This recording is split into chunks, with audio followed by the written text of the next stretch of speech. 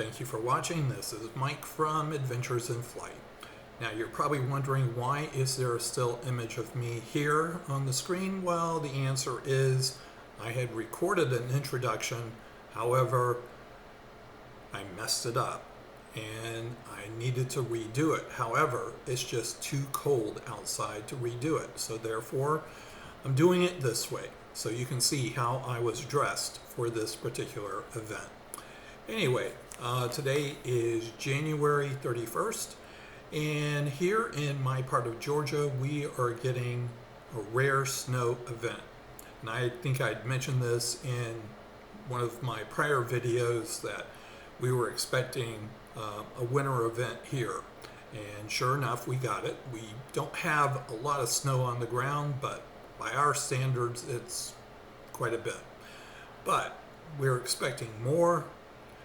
But here's the kicker. The winds are extremely fast. The gusts are up to 45 miles per hour, which is pretty darn cold. It's 19 now, which makes it feel like and completely unbearable. In fact, my hands are still cold after the fact. Anyway, with these particular conditions in mind, I wanted to fly a drone today, and I wanted to be able to capture some of the things going on. But many of my smaller drones would not be able to handle this. I do have one drone in my fleet that can handle this, and that would be the Mavic 3 Classic. It is the heaviest drone I own. And that drone is rated for 26 miles per hour. However, there have been independent studies that have said that it can withstand greater than that. So I decided to take a risk and decided to fly the Mavic 3 Pro. The Mavic 3 Classic is a very heavy drone, and it can withstand some heavy winds. Right now we have some extremely heavy winds going on right now, as you can probably hear in the background. I am not going to fly that far. I'll probably go up maybe 100, 200 feet and then just do a look around the surroundings to see what's going on. If I get brave, I may venture out a little, but not too far. All right, enough talk. Let's get to it. All right, as the man said, let's get to it. So we have just launched the drone and we are beginning our flight. And I hope this doesn't make you too dizzy, but I am going to go around in a circle several times just to give you a flavor of what's going on here in this part of the world. You can see the snow is coming down quite nicely. You can't tell about the wind unless you look at the trees.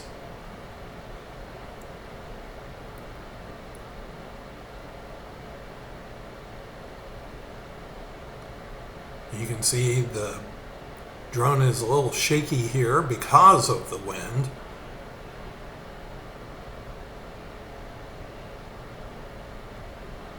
I guess I should add a disclaimer. Do not fly under these conditions unless you are a brave soul. All right, so we're going to circle around again. And then we're going to decide, well, are we going to venture out or are we going to stay? And I think you can probably guess what the answer is going to be. That's right, we're going to venture out. So here's the infamous pond that you often see in my videos. And now we're going to proceed on the golf course. And if you look down there, you see a person, another brave soul out there just like myself. And he has his dog with him, as you'll be able to see here coming up in just a second. There's something about seeing the snow that, for this native of the southeastern United States, is always such a unique experience. But now being able to see it from roughly about 200 feet in the air is a completely different experience as well. All right, so now we're going to transition. We're going to get some altitude here, and we're going to head over to the field that I travel to frequently.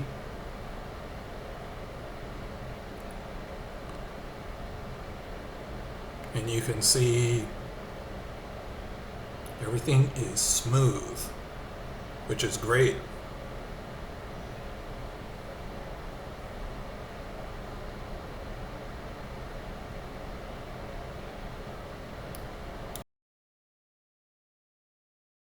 Alrighty, we are still traveling over the field. I forgot that the Mavic 3 breaks videos down into 3-minute segments. So we are now beginning our transition back to the starting point. Now that was not exactly a smooth turn. And I think the big reason for that is the wind. Now the wind is at the back of the drone, and you can see the drone is shaking quite a bit. As we progress further here, you'll see just how much of an impact the wind is having. Now, I'm not traveling that fast. I think I'm traveling at about 15, 16 miles an hour, but the wind is really pushing the drone quite significantly. It was a little scary watching this, but I then speed things up and it behaves a little better. Anyway, we'll provide a wrap up on this and go from there. Okay, well that concludes the video. Obviously, there were some great shots taken at the first part of the video, but returning back to the starting point was a little shaky. Literally and figuratively. I thought at some point I may have lost the drone, but the strange thing is I didn't get any high wind warnings on the controller, which I thought was a little odd. But anyway, I certainly don't recommend anyone doing this type of flight, especially in this high of a wind, unless you are a skilled professional and you have an extremely heavier drone than the Mavic 3 Classic. Anyway, that concludes this video. I appreciate you taking time to watch. Please like and subscribe, and we'll see you on the next one. All right, bye for now.